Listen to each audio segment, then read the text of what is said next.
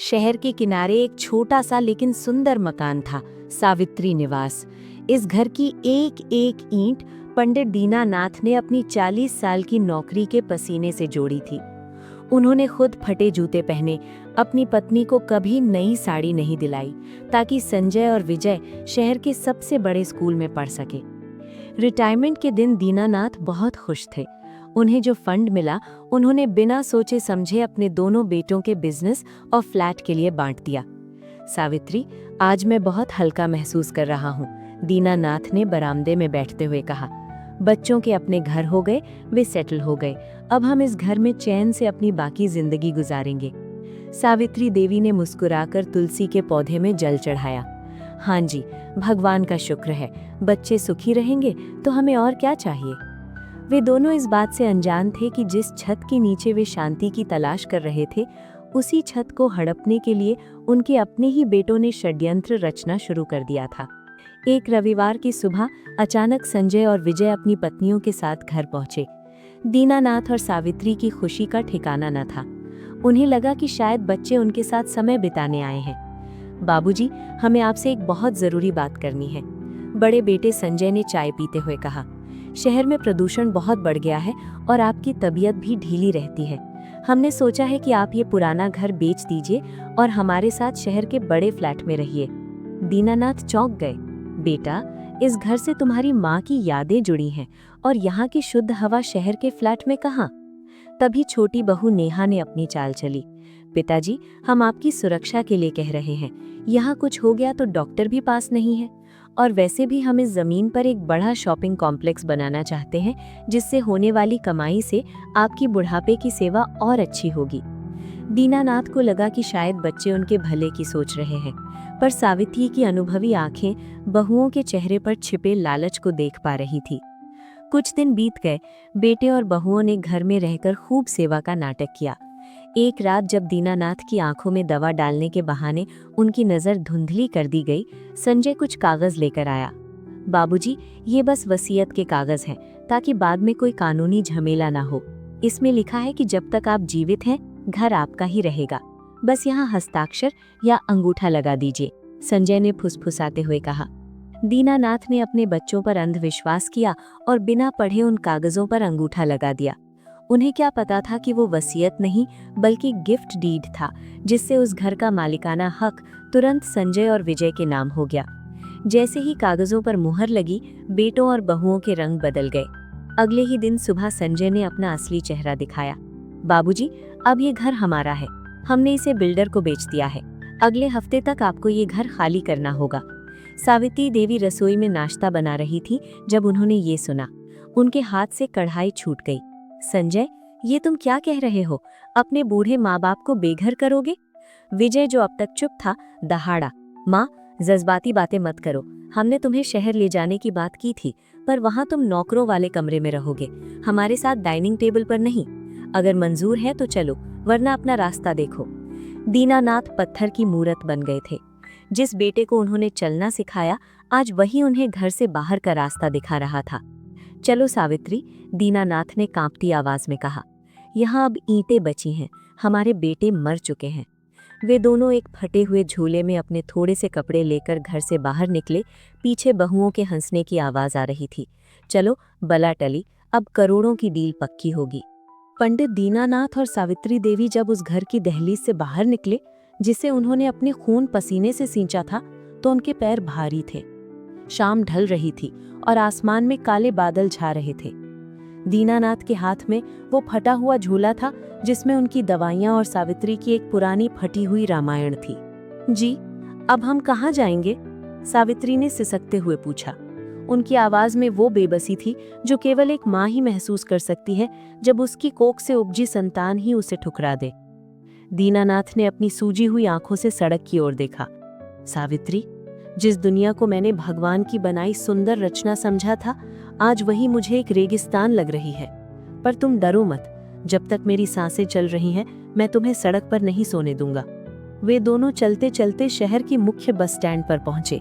वहां की बेंच पर बैठकर उन्होंने रात बिताने का फैसला किया। ठंडी हवाएं चल रही थी।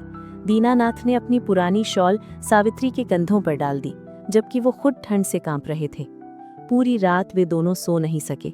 हर आहट पर उन्हें लगता कि शायद संजय या विजय उन्हें वापस बुलाने आए होंगे, लेकिन वो सिर्फ उनका भ्रम था। अगली सुबह एक भले इंसान ने उन्हें देखा और पास ही स्थित शांति कुंज नामक वृद्धाश्रम का रास्ता बताया। जब वे वहां पहुंचे तो वहां का नजारा देखकर उनकी रूह कांप गई। वहां दर्जनों ऐसे माँ बाप थे जिन्हें उनके बच्चों ने किसी न किसी बहाने छोड़ दिया था। वृद्धाश्रम के संचालक श्रीमान प्रकाश जी एक दयालु व्यक्ति थे।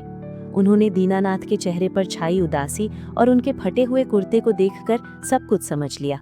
पंडित जी, यहाँ घबराइए मत, यहाँ रहने वाले सब आपके जैसे ही दुखी हैं, पर हम सब मिलकर एक परिवार की तरह रहते हैं, प्रकाश जी ने कहा। सावित्री देवी को एक छोटा सा कमरा मिला। वहां की दीवारों पर सीलन थी, पर कम से कम वहां बेटों की गालियां और बहुओं के ताने नहीं थे। लेकिन दीनानाथ का स्वाभिमान उन्हें कचोट रहा था। वे रात रात भर सोचते, क्या मैंने बच्चों को पढ़ा लिखा कर यही दिन देखने के लिए बड़ा किया था? क्या शिक्षा का अर्थ केवल पैसा कमाना है, संस्कार नहीं? वृद्धाश्रम में दीनानाथ की मुलाकात वकील आनंद से हुई, जो वहां अक्सर मुफ्त कानूनी सलाह देने आते थे। जब आनंद ने दीनानाथ की कहानी सुनी तो उनका खून खौल उठा। पंडित जी, माता पिता और वरिष्ठ नागरिक भरण पोषण एवं कल्याण अधिनियम के तहत आप अपना घर वापस पा सकते हैं। अगर बच्चों ने सेवा का वादा करके संपत्ति ली है और वे सेवा नहीं कर रहे तो वो गिफ्ट डीड रद्द हो सकती है, आनंद ने समझाया। दीनानाथ ने कांपते हाथों से अपना चश्मा ठीक किया। बेटा, क्या मैं अपने ही बेटों के खिलाफ कोर्ट जाऊं? समाज क्या कहेगा? लोग कहेंगे कि मास्टर जी ने अपने बेटों को जेल भिजवा दिया। तभी सावित्री देवी कमरे से बाहर आईं। उनकी आंखों में इस बार आंसू नहीं, दृढ़ता थी। समाज तो आज भी हम पर हंस रहा है पंडित जी। जो बेटे अपने बाप की पगड़ी उछाल सकते हैं, उन्हें सबक सिखाना पाप नहीं, धर्म है। हमें कोर्ट जाना होगा ताकि कल किसी और दीनानाथ को बेघर न होना पड़े। आनंद ने कोर्ट में केस फाइल कर दिया। कुछ दिनों बाद संजय और विजय के पास कोर्ट का समन पहुंचा। शहर के अपने आलीशान फ्लैटों में ऐश कर रहे बेटों को जब ये पता चला तो वे आग बबूला हो गए। वे दोनों सीधे शांति कुंज पहुंचे, लेकिन इस बार वे माफी मांगने नहीं बल्कि धमकाने आए थे। बाबूजी, आपकी हिम्मत कैसे हुई हमें कोर्ट घसीटने की? क्या आप चाहते हैं कि हमारी समाज में नाक कट जाए? अभी के अभी ये केस वापस लीजिए, वरना हम कह देंगे कि आपकी मानसिक स्थिति ठीक नहीं है और आपने ये सब पागलपन में किया है, संजय ने चिल्लाकर कहा। विजय की पत्नी रूपा ने सावित्री देवी की ओर इशारा करते हुए ताना मारा। बुढ़ापे में सठिया गई हो माँ, इस उम्र में कोर्ट कचहरी शोभा नहीं देती। चुपचाप यहाँ पड़ी रहो, वरना जो थोड़ा बहुत सम्मान बचा है वो भी मिट्टी में मिल जाएगा। दीनानाथ इस बार डरे नहीं, वे शांत खड़े रहे और फिर बड़ी दृढ़ता से बोले, बेटा, सम्मान तो तुम उसी दिन मिट्टी में मिला चुके थे जब तुमने हमें आधी रात को घर से निकाला था। अब लड़ाई घर की नहीं, उस अधिकार की है जो तुमने धोखे से छीना है। अब हम कोर्ट में ही मिलेंगे। वो सोमवार की सुबह शहर के लिए आम हो सकती थी, लेकिन पंडित दीनानाथ के लिए ये उनके जीवन की सबसे कठिन परीक्षा थी। कोर्ट रूम नंबर 4 के बाहर भारी भीड़ थी। लोग कानाफूसी कर रहे थे। देखो, वही मास्टर जी हैं जिनके बेटों ने उन्हें निकाल दिया। दीनानाथ अपनी लाठी के सहारे धीरे धीरे चल रहे थे। उनके पीछे सावित्री देवी थी, जिन्होंने अपना सिर गर्व से ऊंचा रखा था।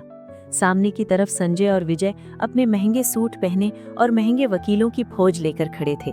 वे अपने पिता की ओर ऐसे देख रहे थे जैसे वे उनके दुश्मन हों। पंडित दीनानाथ बनाम संजय एवं विजय, पुकार हुई। जब दीनानाथ कटघरे में खड़े हुए तो जज साहब ने उनकी उम्र और हालत को देखते हुए उन्हें बैठने के लिए कुर्सी देने का आदेश दिया। वकील आनंद ने जिरह शुरू की। माय लॉर्ड, ये मामला सिर्फ एक मकान का नहीं है, ये उन हजारों बूढ़े माँ बाप की उम्मीदों का है जो अपने बच्चों को अपनी पूरी उम्र सौंप देते हैं। इन बेटों ने धोखे से गिफ्ट डीड पर अंगूठा लगवाया और फिर अपने ही जन्मदाताओं को सड़क पर फेंक दिया। संजय के वकील मिस्टर सिंघानिया अपनी जगह से उठे। उन्होंने बड़ी चालाकी से बात घुमानी शुरू की। माय लॉर्ड, मेरे क्लाइंट्स ने कोई धोखा नहीं दिया। पंडित जी खुद शहर जाना चाहते थे। उन्हें इस उम्र में भूलने की बीमारी यानी डिमेंशिया है। उन्होंने खुद खुशी खुशी अपनी संपत्ति बेटों के नाम की थी ताकि वे उसका रखरखाव कर सके। ये लोग वृद्धाश्रम अपनी मर्जी से गए ताकि समाज में मेरे क्लाइंट्स को बदनाम कर सके और उनसे मोटी रकम वसूल सके। सिंघानिया ने दीनानाथ की ओर इशारा करते हुए पूछा, पंडित जी, क्या ये सच नहीं है कि आपने उस कागज पर खुद अंगूठा लगाया था? क्या किसी ने आपका हाथ पकड़कर जबरदस्ती की थी? दीनानाथ की आंखों में पानी भर आया। अंगूठा तो मेरा ही था वकील साहब, पर उस पर लगा विश्वास मेरे बेटों का था। मैंने कागज नहीं पढ़ा था क्योंकि मुझे लगा कि मेरे बच्चों की आंखों में मेरे लिए प्यार है, लालच नहीं। जब सावित्री देवी गवाही के लिए आई तो पूरे कोर्ट रूम में सन्नाटा छा गया। वकील आनंद ने उनसे पूछा, माँ जी, क्या आपके बेटों ने कभी आपको मारा पीटा? सावित्री देवी ने ठंडी सांस ली। बेटा, शरीर की चोट तो भर जाती है, पर जो घाव इन्होंने रूह पर दिए हैं उनका क्या? जिस रात इन्होंने हमें निकाला, बाहर मूसलाधार बारिश हो रही थी। मेरी बहुओं ने मेरा वो संदूक भी बाहर फेंक दिया जिसमें मेरी शादी का जोड़ा और बच्चों के बचपन के खिलौने थे। इन्होंने हमें एक कप चाय तक नहीं दी और कहा कि अब इस घर पर इनका कब्जा है। बहुओं यानी रूपा और नेहा ने बीच में टोकने की कोशिश की, पर जज साहब ने कड़ाही से उन्हें चुप करा दिया। सावित्री देवी ने आगे कहा, माय लॉर्ड, मैं माँ हूँ, मैं इन्हें जेल नहीं भेजना चाहती, पर मैं अपना वो घर वापस चाहती हूँ जिसे मेरे पति ने अपनी एक एक रोटी काट कर बनाया था। मैं चाहती हूँ कि इन्हें एहसास हो कि माँ बाप बोझ नहीं, जड़ होते हैं। दोनों पक्षों की दलीलें सुनने के बाद जज साहब कुछ देर के लिए अपने चेंबर में चले गए। बाहर बरामदे में संजय और विजय अभी भी अकड़ में थे। देख लेना बाबूजी, पैसा बोलता है।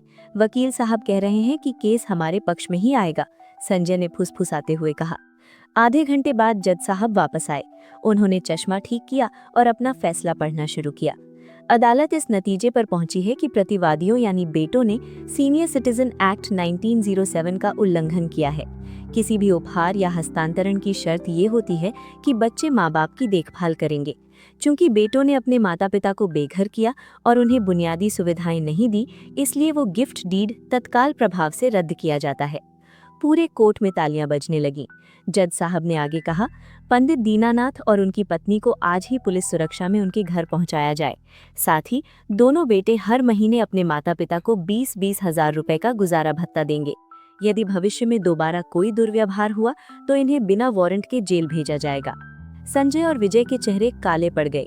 उनकी बहुओं के गहनों की चमक फीकी पड़ गई। तो दोस्तों, ये थी पंडित दीनानाथ और सावित्री देवी की कहानी। ये कहानी हमें याद दिलाती है कि माँ बाप का आशीर्वाद स्वर्ग की कुंजी है और उनका अपमान विनाश का द्वार। कानून आपके साथ है, लेकिन संस्कार आपके भीतर होने चाहिए। कभी अपने माँ बाप की आंखों में आंसू मत आने दीजिए, क्योंकि वही आंसू एक दिन आपकी खुशियों को बहा ले जाएंगे। क्या आपको दीनानाथ जी की जीत पर खुशी हुई? कमेंट्स में माँ बाप ही भगवान है जरूर लिखें। आप सभी से अनुरोध है कि अपने माँ बाप का ध्यान रखें और उनका सम्मान करें। बुढ़ापे में उन्हें अकेला ना छोड़ें और उनके साथ थोड़ा समय बिताएं। आप देखेंगे कि आपकी खुशियाँ और तरक्की दोगुनी हो जाएंगी। ऐसी ही और प्रेरणादायक कहानियों के लिए हमारे चैनल को सब्सक्राइब करें और बेल आइकन दबाना ना भूलें।